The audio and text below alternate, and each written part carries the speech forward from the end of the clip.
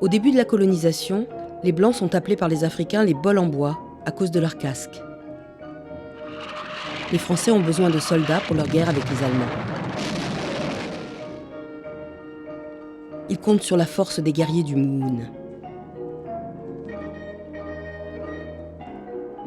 Les Blancs demandent à chaque village de donner des jeunes hommes.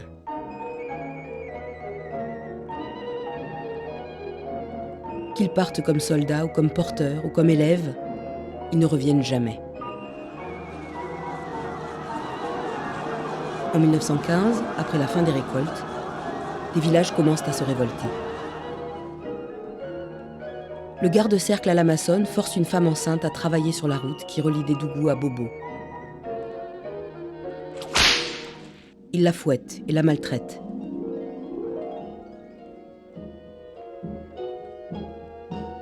Elle accouche sur la route, devant tout le monde.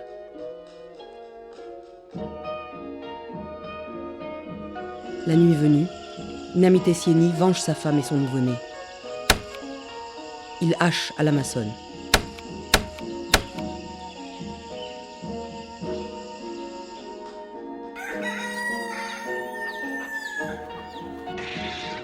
Il montre les morceaux du garde-cercle à ses camarades.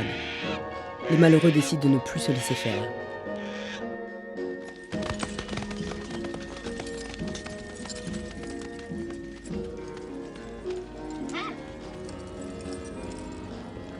Des soldats arrivent à Bona, chez les Dafing, pour réclamer des jeunes. Issou-Koté, porte-parole des villageois, convoque le Conseil des sages.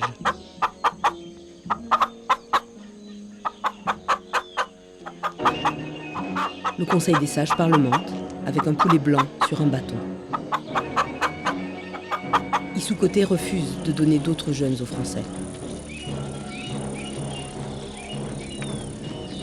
Les militaires sont chassés. Les Blancs reviennent avec plus de soldats. Une flûte de guerre joue 3 fois.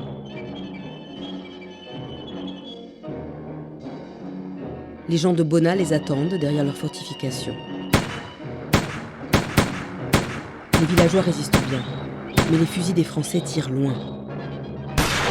Les fusils des forgerons africains sont longs à charger. Les Français tuent de nombreux villageois.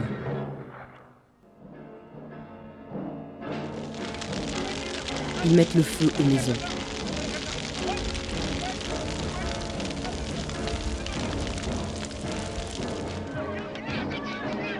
Des renforts arrivent des villages voisins et les Français fuient.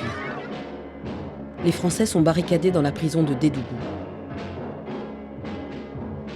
Issou-Koté encourage les autres villages à rejoindre la révolte. Il montre les objets pris aux Français pour les convaincre. La résistance s'organise. De nombreux peuples s'unissent contre les colonisateurs. Les forgerons préparent de nombreuses pointes de flèches. Ils forgent des balles et préparent de la poudre à canon.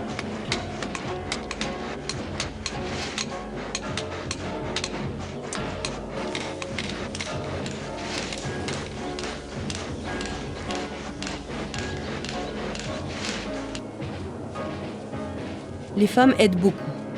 Elles emmènent des provisions aux combattants des villages. Les communications des Français sont coupées.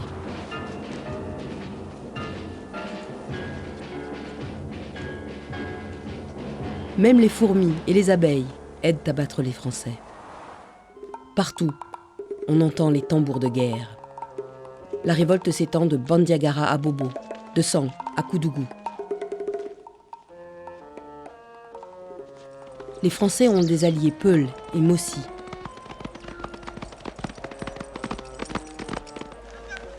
Ces guerriers ne plaisantent pas quand ils s'emparent d'un ennemi.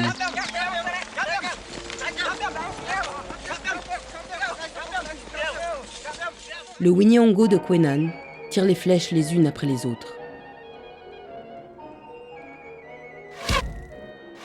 Il en a toujours 3 de sortie. Quelques Français sont tués, d'autres blessés.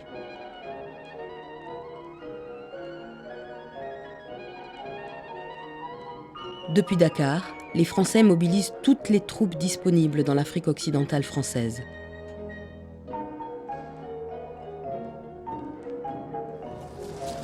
Avec les soldats, les Français font venir des canons.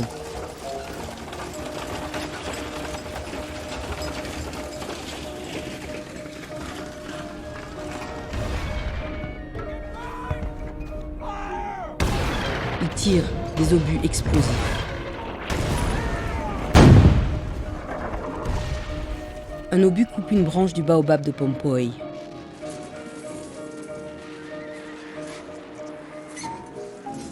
On entend tac-tac-tac. Les villageois pensent que c'est un bruit fait avec des calebasses cassées.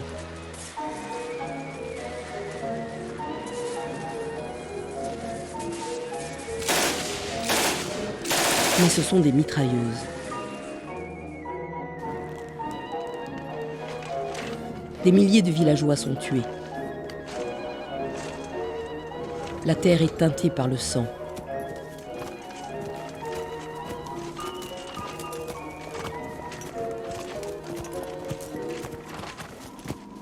Pendant longtemps, on trouvera des douilles en cultivant. Beaucoup de résistants sont emprisonnés, d'autres sont fusillés. Beaucoup de femmes restent sans mari. Beaucoup d'enfants restent sans père.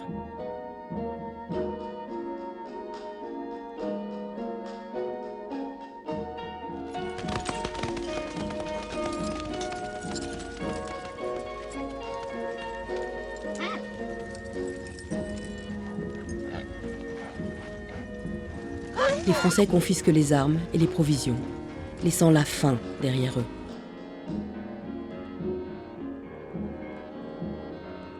Des villages entiers sont rasés, comme Bona.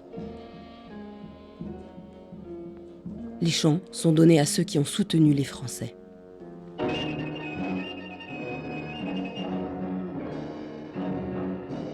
Des milliers de jeunes gens sont quand même emmenés à la guerre en Europe.